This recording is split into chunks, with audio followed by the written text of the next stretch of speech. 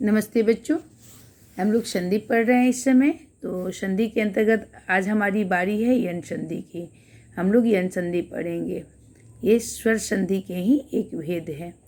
पहले हमने पढ़ा दीर्घ संधि, गुण संधि, वृद्धि संधि और आज हमारी बारी है यन संधि की। इसका संस्कृत में शुद्ध इको यर्ची होता है। इसका अर्थ है इक प्रत्याहार, प्रत्याहार में इक जो प्रत्याहार है, ह्रस्व या दीर्घ यानी छोटा या बड़ा। ह्रस्व का अर्थ होता है छोटा, दीर्घ का अर्थ होता है बड़ा।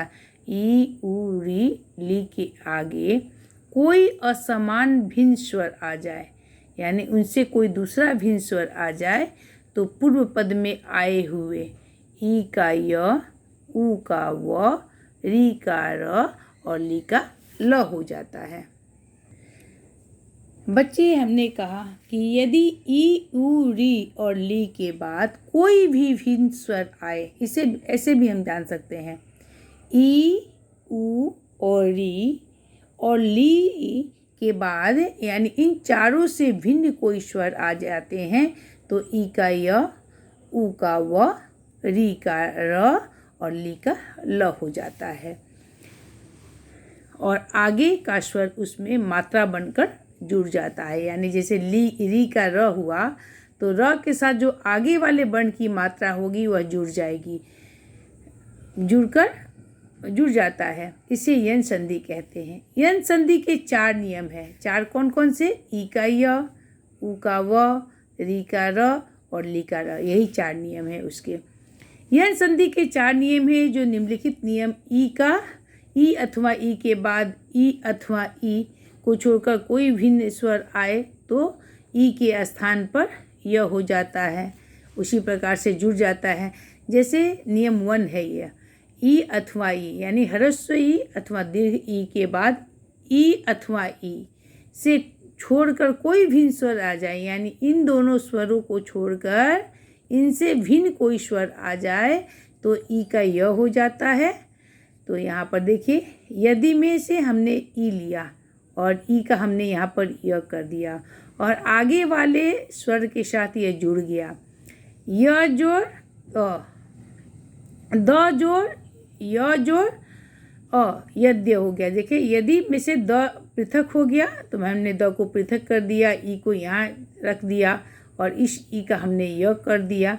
द जोड़ य यानी इसका विच्छेद जब हमने किया है, वर्ण विच्छेद, तो द प्लस ई की जगह ई का य हुआ है तो हमने किया है द प्लस य यानी ई का य। तो यहाँ पर हमने इस ई का य किया है, द जोड़ य और ये अ है तो दोनों मिलकर क्या हुआ बेटा? द्य। यद्यपि मैं यहाँ पर करके बता भी देती हूँ आपको। जैसे ये है यदि, ठीक है, दी है, दी से हमने द प्लस ई का हमने यहाँ पर य कर दिया, ई का य कर दिया और तो य को हमने किससे जोड़ा? इस द और अ से जोड़ गया जो हमारा द्य बन गया। अब हम आते हैं दूसरे उदाहरण पर, इति जोड़ आदि इत्यादि। तो यहाँ पर ई को हमने यहाँ पृथक किया, इसका हमने य कर लिया और आधा त का त ज्यों का त्यों हमने यहाँ पर लिख दिया और य जोड़ आ क्या होगा बेटा? या। तो क्या हो जाएगा? इत्यादि, यानी ई का य। ई का य यहाँ पर हमने बताया है कि ई से भिन्न कोई भी स्वर आए तो ई का य हो जाता है। दूसरा नियम है उ का व, उ का व हो जाता है। उ अथवा उ के बाद उ अथवा उ मतलब दोनों कोई भी भिन्न स्वर आ जाएगा तो उ का व हो जाता है, जो यहाँ पर व हमने लिखा है। जैसे और आगे वाले स्वर के साथ वो मात्रा बनकर जुड़ जाता है। जैसे उ, स जो उ, तो हमने उ को पृथक कर लिया और यहाँ आ गया, उ का व हमने किया, व प्लस आ वा हो गया। तो ये आगे वाले स्वर के साथ ये जुड़ गया, वह जो है आगे वाले स्वर के साथ उड़ गया, हमने लिखा है ना यहाँ पर, और आगे वाले स्वर उसमें मात्रा बनकर जुड़ जाता है तो यहाँ मात्रा बनकर यह जुड़ गया। ये सु जोड़ आगतम स्वागतम, उ का व प्लस आ वा, आधा श कर दिए, जब हम इसको पृथक करेंगे तो ये आधा स हो जाएगा ना, स प्लस ऊ तब ना शु होगा। तो हम ऊ को तो हमने पृथक कर दिया, तो यहाँ पर हमारा क्या बचेगा, आधा श बचेगा, ये आधा श बचेगा। तो स व प्लस आ वा स्वागतम।